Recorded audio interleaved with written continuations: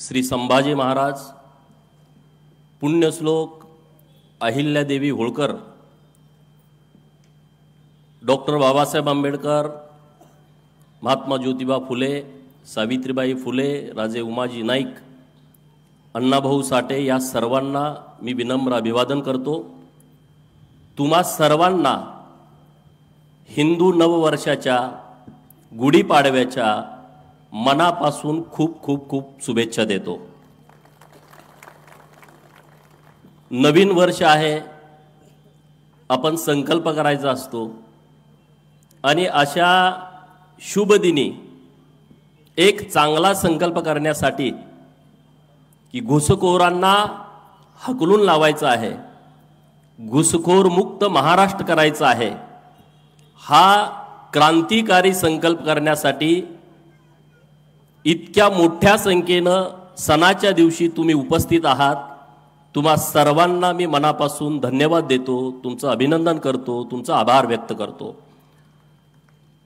तुम्हा सर्वांना मार्गदर्शन करण्यासाठी महाराष्ट्राचा सुपुत्र जो कायम दिल्लीमध्ये असतो, अखंड हिंदुस्थानामध्ये हिंदू धर्माचं रक्षण, संरक्षण आणि जागृती करण्याचं काम करतोय, असे श्री डॉक्टर सुरेश चव्हाणके साहेब हे आवर्जून आपल्याला मार्गदर्शन करण्यासाठी आलेले आहेत। आपल्या सर्वांचे नेते गेल्या अनेक वर्षांपासून हिंदू धर्माच्या जागृतीसाठी सातत्यानं प्रयत्न करतायत।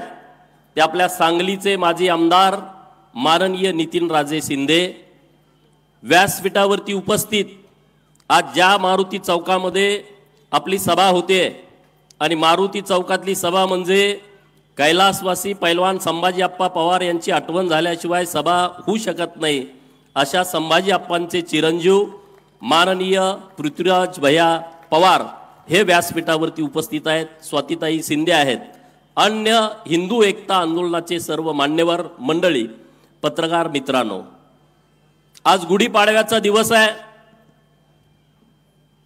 आणि या गुढीपाडव्याच्या दिवशी सांगलीमधून हिंदू एकताच्या माध्यमातून या महाराष्ट्रामध्ये जे घुसखोर घुसलेले आहेत आणि त्या घुसखोरांना हकलण्याची जबाबदारी शासन, प्रशासन इतकीच जागरूक हिंदू नागरिकांची आहे आणि ते आंदोलन हातामध्ये घेण्यासाठी आज मारुती रायाच्या साक्षीनं आपण सगळे इथं एकवटलेलो आहोत। लोक काय काय बोलतात, अरे तुम्ही एकदम टोकाची भूमिका घेताय, या घुसखोरांच्या विरोधामध्ये तुम्ही बोलताय, हिंदू धर्माच्या बाबतीमध्ये तुम्ही ओपन बोलताय। अरे मित्रांनो, या सांगलीमध्ये तुम्ही साधा हॉटेलवर राहायला गेला, 500 रुपयाची खोली जर भाड्याने घ्यायची असेल, 1000 रुपयाची खोली भाड्यात घ्यायची असेल, एक रात्रीसाठी घ्यायची असेल, तर तुम्हाला आयडी प्रूफ द्यावा लागतो, आधार कार्ड द्यावं लागतं। जर हॉटेलवर राहण्यासाठी एक रात्रीसाठी तुम्हाला आयडी प्रूफ द्यावा लागतो, तर या हिंदुस्थानमध्ये राहण्यासाठी तो या भारतातला नागरिक असावा, ते आयडी प्रूफ असायला पाहिजे का नको? साधा विचार आहे। पण तरी सुद्धा 500, 1000, 2000 घेऊन या देशामध्ये राहणारे काही नालायक लोक आधार कार्ड काढून देतात। अरे देशाशी गद्दारी म्हणजे तुम्ही आपल्या आईशी गद्दारी करताय, धर्माशी गद्दारी म्हणजे तुम्ही तुमच्या आईशी गद्दारी करताय। 1000, 5000 रुपयासाठी इनाम बेचणाऱ्या लोकांनी आता या भारतामध्ये आणि महाराष्ट्रामध्ये विचार करण्याची वेळ आली आहे। त्या दलालांना सुद्धा माझं सांगणं आहे, 1000, 500 रुपयासाठी कुणाला रेशन कार्ड आणि कुणाला आधार कार्ड काढून देऊ नका। सांगलीच्या एसपींना माझं आव्हान आहे की या सांगलीमध्ये तुम्ही कोम्बिंग ऑपरेशन करा आणि ज्या वस्त्यांमध्ये असे कोण घुसखोर घुसलेत, नितीन राजेने सांगितलं की पटेल चौकामध्ये एक बांगलादेशी सापडला, हे साधी सोपी गोष्ट नाही आहे, ही गंभीर बाब आहे। आणि म्हणून सांगली जिल्ह्यामध्ये प्रत्येक वस्तीमध्ये जिथं तुम्हाला शंका येते तिथं तुम्ही कोम्बिंग ऑपरेशन करा आणि तिथं कोण घुसखोर आहेत का याची तपासणी करा।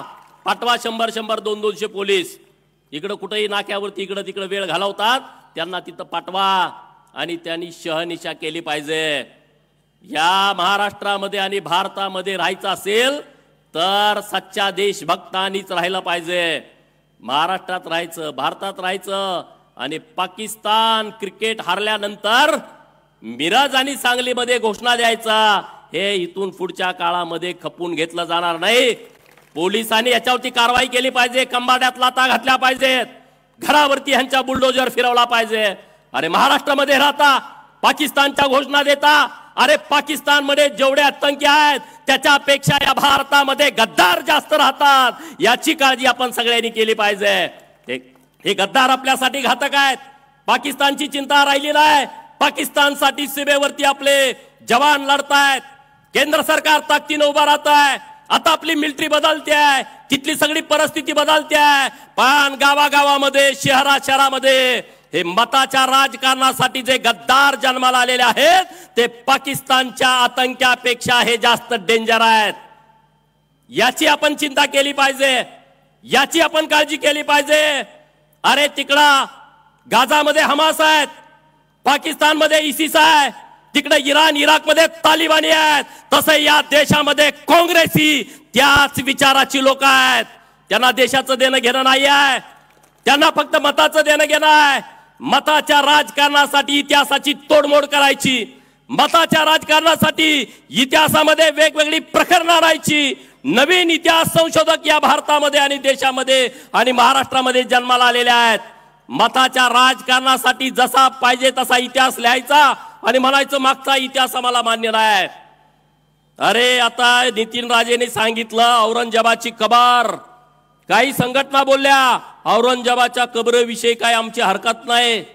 अरे बापरे, औरंगजेबाच्या कबरीविषयी तुमची हरकत नाही, मग तुमची हरकत कुणाविषयी आहे? तुमचा नेमका अजेंडा काय आहे? अरे छत्रपती शिवाजी महाराजांच्या महाराष्ट्रामध्ये राहता आणि औरंगजेबाच्या कबरीच्या विषयी तुमची भूमिका उघड उघड जाहीर करता, मताच्या राजकारणासाठी करता. हे इथून पुढच्या काळामध्ये आपण खपवून घेतला नाही पाहिजे. तुम्ही जर झोपला ना, तुम्हाला जागे करायला कोणी येणार नाही आहे. हम दो हमारे दो. अरे हम दो हमारे दो तर सगळ्यांचे दो पाहिजेत ना. आमचे दो कसे? आमची माणसं हम दो हमारा एक, त्याला सरकारी नोकरी लागली पाहिजे हे स्वप्न बघतोय. हम दो हमारे एक सरकारी नोकरीसाठी 30 वर्ष घालवतोय आणि तिकडे हम दो हमारे 10 ते म्हणतोय नोकरी नको, सरकारच आमचं आणायचं आहे. अरे विचार करा ह्या गोष्टीवरती, ह्या गोष्टीवरती विचार करा. तुमचं चाललंय काय नेमकं? मला काय काय लोक बोलतात हिंदुत्ववादी विषयावरती. मला जेव्हा मी भूमिका मांडतो तेव्हा लोक मला म्हणतात, अरे तुम्ही धनगर समाजाच्या आरक्षणाची भूमिका मांडता, तुम्ही जातीच्या आरक्षणाची भूमिका मांडता, परत म्हणतात तुम्ही ओबीसीच्या आरक्षणाची भूमिका मांडता, ओबीसीच्या आरक्षणावरून बोलता. मी त्यांना सांगितलं, अरे होय, जेव्हा जातीच्या आरक्षणाचा विषय येतो तेव्हा मी धनगर आरक्षणाची भूमिका मांडतो. जेव्हा ओबीसीच्या आरक्षणाचा, त्यांच्या संरक्षणाचा विषय येतो तेव्हा ओबीसीची भूमिका मांडतो. पण जेव्हा धर्माचा विषय येतो तेव्हा मी हिंदू धनगर असतो. जेव्हा धर्माचा विषय येतो तेव्हा मी हिंदू माळी असतो, तेव्हा मी हिंदू रामोसी असतो, तेव्हा मी हिंदू बेरड असतो, तेव्हा मी हिंदू मराठा असतो, तेव्हा मी हिंदू चांभार असतो, तेव्हा मी हिंदू कोळी असतो, हिंदू कोष्टी असतो, हिंदू वडार असतो, हिंदू गोसावी असतो, हिंदू डवरी असतो. जेव्हा जातीचा विषय असेल तेव्हा जातीच्या हक्काची लढाई लढू, पण जेव्हा देशाचा आणि धर्माचा विषय येईल तेव्हा आम्ही सगळे एक असू आणि एका ताकदीनं समोर जाऊ, एका ताकदीनं पुढे जाऊ. संविधानाने आपल्याला अधिकार दिलेले आहेत, ते अधिकार, ते हक्क ते सगळ्यांना मिळाले पाहिजेत. त्याच्यामध्ये कुणाची घुसखोरी होता कामा नये. परंतु जेव्हा देशाचा विषय येईल, जेव्हा हिंदुत्वाचा विषय येईल तेव्हा आम्ही सगळे सोबत असू. म्हणजे जो हिंदू मुसलमान या महाराष्ट्रामध्ये आणि देशामध्ये राहतो आणि जो देशभक्त आहे तो सुद्धा आमचा सच्चा जिवलग साथी आहे, त्यांच्यावरती आम्ही तितकंच प्रेम करू. अरे हिंदुस्थान आहे, या हिंदुस्थानामध्ये देशभक्त, राष्ट्रभक्त APJ अब्दुल कलाम या देशाचे राष्ट्रपती झाले आणि त्याच राष्ट्रपती APJ अब्दुल कलामांनी शीख धर्मीय मनमोहन सिंगांना पंतप्रधान पदाची शपथ दिली, ते पण हिंदू बहुल राष्ट्रामध्ये. अशा राष्ट्रामध्ये आम्ही राहतो जो देशावरती प्रेम करतो, त्यांची आम्ही बाजू लावून धरतो, त्यांच्या पाठीशी ठामपणे उभं राहतो. पण क्रिकेटमध्ये हरला म्हणून पाकिस्तान जिंदाबाद म्हणला तर त्याच्या कंबाड्यात लाथा घातल्याशिवाय आम्ही शांत बसणार नाही. त्याच्यावरती आमची भूमिका ठामपणे लावून धरू. ही भूमिका पण घेतली पाहिजे. अरे घुसखोरीचा एवढा मोठा विषय आहे. मुंबईमध्ये काय परिस्थिती असेल, पुण्यामध्ये काय परिस्थिती असेल.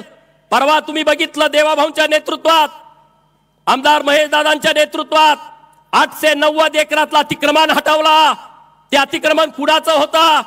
2 नंबर धंदे करनेवाले बांगलादेशातून आलेले. अरे अखंड हिंदुस्थानामध्ये सर्वात मोठी कारवाई झाली असेल. सगळे 2 नंबर धंदे करणारे, गुंडगिरी करणारे, जेवढे जेवढे या राष्ट्रामध्ये बाहेरची लोक तिथं लपायला यायचे, केसेस झाल्याच्या नंतर तो अख्खा अड्डा उद्ध्वस्त करून टाकला. कुणाचंही धाडस झालं नसतं हे करायचं, परंतु ही सरकारनं भूमिका ठामपणे घेतली. नितीन राजे परवा मुंबईमध्ये आले होते. नेहमी येतात, नेहमी ते आमच्याकडे बाजू मांडतात, विषय लावून धरतात.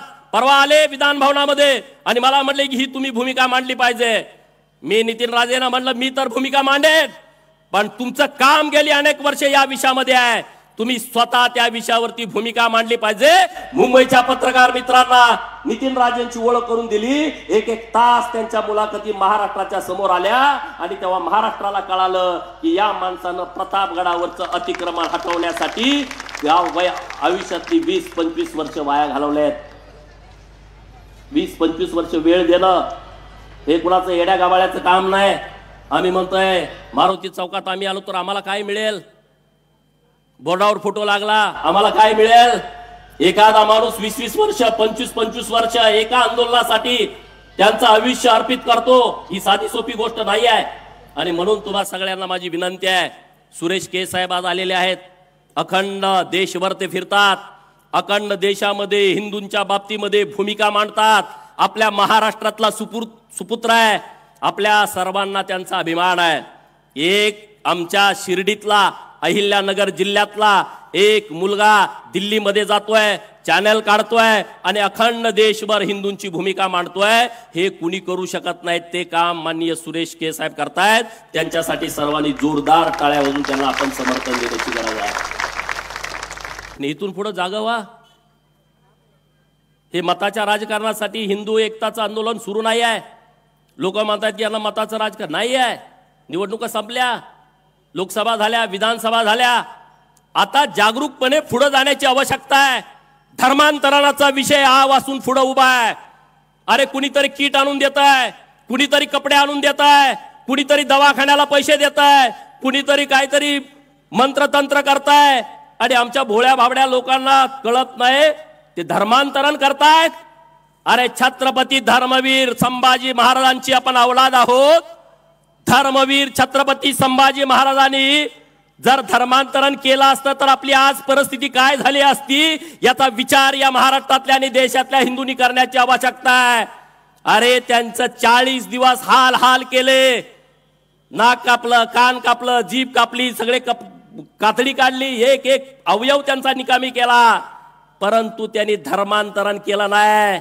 रेशनच्या मालासाठी धर्मांतरण करणाऱ्या अवलादीनो, धर्मवीर छत्रपती संभाजी महाराजांचा आदर्श डोळ्यासमोर ठेवा. मला काहीतरी मिळालंय, 2 लाख मिळाले, 3 लाख मिळाले, रेट कार्ड काढलाय त्यांनी धर्मांतरणाचा. ब्राह्मणाने धर्मांतर केलं तर काय करायचं? मराठा समाजाने केलं तर काय करायचं? बाकीच्या ओबीसीतल्या लोकांनी काय केलं? धर्मांतर केल्यानंतर त्यांना काय द्यायचं? मायनर ओबीसीनं धर्मांतरण केल्यानंतर काय करायचं? एससी एसटी मधल्या लोकांनी धर्मांतर केल्यानंतर रेट कार्ड ठरलाय 5 लाख, 3 लाख, 2 लाख. लव जिहादच्या घटना घडतायत महाराष्ट्रामध्ये. अरे ठरवून मुलींना टार्गेट केलं जात आहे. हे जे महाराष्ट्रामध्ये आता मी नावं घेत नाही, आता मला अजून अंदाज नाही या व्यासपीठाचा, नाहीतर दुसरंच वादन व्हायचं. या मताच्या राजकारणासाठी तुम्ही लव जिहादच्या बाबतीमध्ये किती नीच काम करताय. अरे सातारा जिल्ह्यामधली पोरं मला परवा भेटली, मागच्या महिन्याभरातली गोष्ट आहे. जे हिंदू एकता आंदोलनाच्या माध्यमातून काम करतायत ते पोरं माझ्याकडे आली. लव जिहादची घटना घडली होती, त्याच्यावरती गुन्हा दाखल केला. ही सातारा जिल्ह्यातली कोरेगाव तालुक्यातली घटना आहे. त्याच्यावरती गुन्हा दाखल केला. तो जेलमध्ये गेला. एक वकील आपल्यातला समोर आला. ती पोरं जाऊन त्यांना भेटली की तुम्ही वकीलपत्र घेऊ नका, ह्यानं चुकीचं काम केलंय, 1 नाही 2 नाही 3 नाही 4 नाही 5 नाही 11 हिंदूंच्या मुलींना टार्गेट केलाय. वकील मानायला तयार नाही. वकिलांनी वकीलपत्र घेतला, त्या पोराला सोडवल्याच्या नंतर त्यांना परत सगळे हे प्रकरण सुरू केला. परंतु त्या पोराला माहित नव्हता इंस्टाग्रामच्या आणि फेसबुकचा सगळ्या आयडी या पोराने आधी काढून घेतल्या होत्या. जेल मधून आल्याच्या नंतर त्यांना परत हिंदू 7-8 मुलींना टार्गेट केला. दुर्दैवाची बाब ही आहे की ज्या वकिलानं त्याला जेलमधनं सोडवलं त्याच्या सख्या वहिनीला सुद्धा त्यानं त्याच्या जाळ्यात ओढलं होतं. मी त्या पोरांना म्हणलं, अरे सांगा ना त्या वकिलाला. पोरं एकदम रागामध्ये होती. ते पोरं म्हणली, नाही त्याला कळालं पाहिजे की तू हे चूक केल्यानंतर आज तुझ्या घरामध्ये घुसलंय. 1 नाही 2 नाही 3 नाही अशी हजारो प्रकरणं सुरू आहेत. हजारो प्रकरणं सुरू आहेत. आपल्या मुली घरामध्ये सुरक्षित नाहीत. त्यांना पोरं जन्माला घालायचं यंत्र म्हणून बघितलं जात आहे. हे सगळ्यात मोठं दुर्भाग्य आहे. हे सर्वात मोठं दुर्दैव आहे. आणि म्हणून माझी मुलगी कुठं जाते, कॉलेजमध्ये जाते, तिचं मित्र कोण आहे, तिची मैत्रीण कोण आहे, तिला मोबाईल कुणी दिला, तिचं व्हॉट्सअप वरती ग्रुप मध्ये कोण ऍड आहे, तिच्या फेसबुक वरती कोण मित्र आहे, हे तुम्ही चेक करा. याची काळजी घ्या. ही जर काळजी घेतली नाही तर आज आपण टीव्ही वरती बघतोय, पेपर मध्ये बघतोय, ते उद्या आपल्या घरामध्ये येऊ शकतं. ह्याची चिंता, ह्याची काळजी घेण्याची नितांत गरज आणि आवश्यकता आहे. आम्ही कुणाच्या विरोधामध्ये नाही आहे.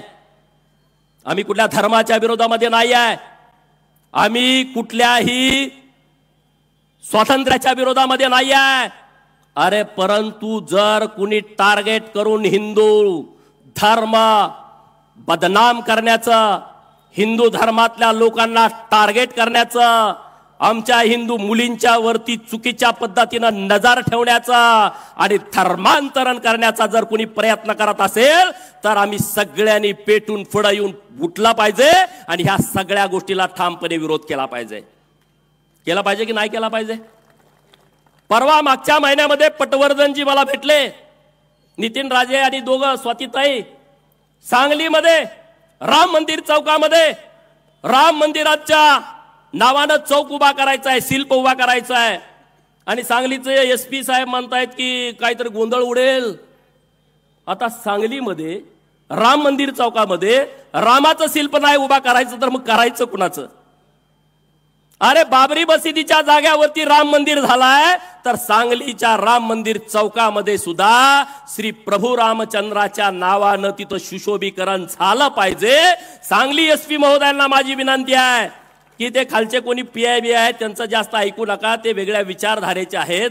ते फक्त पगारासाठी शासनामध्ये आहेत. त्यांचा अजेंडा पूर्णपणे वेगळा आहे. त्यांना जरा सांगा, नाही तर लोक कंबारड्यात त्यांच्या म्हणजे जाऊ द्या तो विषय. तर तुम्ही व्यवस्थितपणे तुम्ही द्या परवानगी. अन्यथा आम्हाला, मी सत्ताधारी पार्टीचा आमदार असलो तरी मला सांगली SP कार्यालयावरती या सांगली जिल्ह्यातल्या हिंदूंना घेऊन मोर्चा काढायला लागेल. तो काढायची वेळ येऊ देऊ नये. बरोबर ना? श्रीराम मंदिर चौकात झालं पाहिजे का नाही सुशोभीकरण? कोणाला वाटतंय हात वर करा. हे जरा दाखवा साहेबांना. सांगलीच्या झालं पाहिजे ना? 100% झालं पाहिजे. आणि त्यामुळं मी आता तुमचा जास्तीचा वेळ घेत नाही. सुरेश के साहेबांना मलाही ऐकायचं आहे. त्यांचं एवढं मोठं काम आहे. नितीन राजे, पृथ्वीराज भैया, तुम्ही खूप चांगल्या पद्धतीने हे काम करताय, अनेक वर्षांपासून काम करताय. आम्ही सर्वजण या कामामध्ये तुमच्या सोबत आहोत. राजकारणाचा विषय बाजूला ठेवून जेव्हा जेव्हा हा विषय पुढे येईल तेव्हा हा गोपीचंद पडळकर छातीचा कोट करून तुमच्या सोबत आणि तुमच्या पुढे असेल. त्याची चिंता करण्याचं कारण नाही आहे. कारण छत्रपती शिवाजी महाराजांनी मोजक्या लोकांना, 18 पगड जातीतल्या 12 बलुतेदारांना, मायनर OBC लोकांना, मराठा समाजाच्या लोकांना बरोबर घेऊन हे हिंदवी स्वराज्य स्थापन केलेलं आहे. आणि त्यामुळं ते हिंदवी स्वराज्य स्थापन केलेलं, त्याची चिंता, त्याची काळजी घेणं ही आपल्या सगळ्या मावळ्यांची जबाबदारी आहे. त्या पद्धतीनं आपण सगळेजण पुढं काम करत राहू, एवढंच या निमित्तानं बोलतो आणि थांबतो. जय हिंद, जय महाराष्ट्र. धन्यवाद. सन्माननीय आमदार गोपीचंद पडळकर यांनी घुसखोर मुक्त महाराष्ट्र अभियान आणि लव जिहाद विषयी आपल्याला सावध केलेलं आहे. धन्यवाद देत आहोत.